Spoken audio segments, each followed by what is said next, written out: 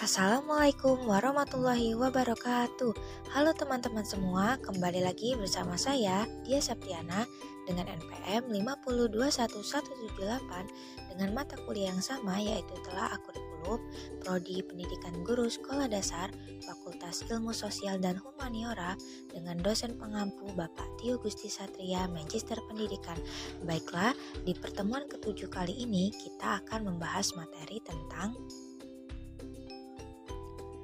elemen-elemen kurikulum 2013, kurikulum darurat, dan kurikulum merdeka. Bagian kedua yang mencakup materi yaitu standar proses dan standar penilaian. Baiklah, materi yang pertama yaitu standar proses kurikulum 2013. Menurut Permendikbud nomor 22 tahun 2016, standar proses adalah kriteria mengenai pelaksanaan pembelajaran pada satuan pendidikan untuk mencapai standar kompetensi lulusan. Proses pembelajaran pada satuan pendidikan diselenggarakan secara interaktif, inspiratif, menyenangkan, menantang, memotivasi peserta didik untuk berpartisipasi aktif, serta memberikan ruang yang cukup bagi prakarsa, kreativitas, dan kemandirian sesuai dengan bakat, minat, dan perkembangan fisik, serta psikologis peserta didik. Dalam tingkatannya, mulai dari SD sampai dengan SMA, harus memiliki kemampuan untuk mengamati, menanya, mengolah, menyajikan, menyimpulkan, bahkan sampai mencipta. Belajar tidak hanya terjadi di dalam kelas, tapi juga boleh di luar kelas. Guru bukan hanya satu-satunya sumber belajar, tapi juga dapat diperoleh dari buku, koran, TV, radio, internet untuk memperoleh materi pelajaran lainnya. Selanjutnya yaitu standar penilaian kurikulum 2013. Pada kurikulum 2013, penilaian diatur dalam Permendikbud nomor 66 tahun 2013 tentang standar penilaian pendidikan meliputi penilaian otentik, penilaian diri, penilaian berbasis portofolio, ulangan harian, ulangan tengah semester, ulangan akhir, ujian tingkat kompetensi, dan mutu tingkat kompetensi. Penilaian juga dilakukan dengan mengukur semua kompetensi sikap, keterampilan, dan pengetahuan berdasarkan proses dan hasil. Selanjutnya yang kedua yaitu standar proses kurikulum darurat. Standar proses pada kurikulum darurat dapat dilaksanakan oleh satuan pendidikan dalam kondisi khusus yang memberikan fleksibilitas bagi satuan pendidikan untuk menentukan kurikulum sesuai dengan kebutuhan pembelajaran peserta didik.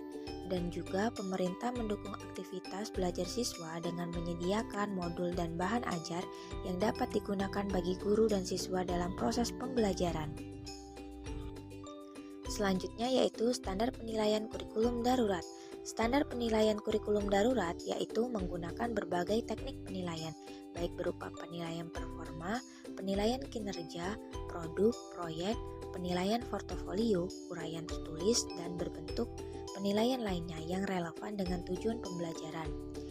Yang kedua yaitu penilaian hasil belajar mengacu pada regulasi atau Juknis penilaian hasil belajar dan Kemendikbud dengan penyesuaian masa belajar.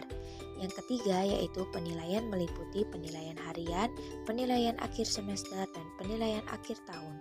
Yang keempat yaitu penilaian hasil belajar mencakup aspek sikap, aspek pengetahuan, dan aspek keterampilan.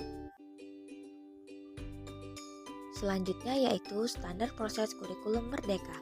Standar proses kurikulum merdeka yaitu minimal proses pembelajaran berdasarkan jalur, jenjang, dan jenis pendidikan untuk mencapai standar kompetensi lulusan peserta didik.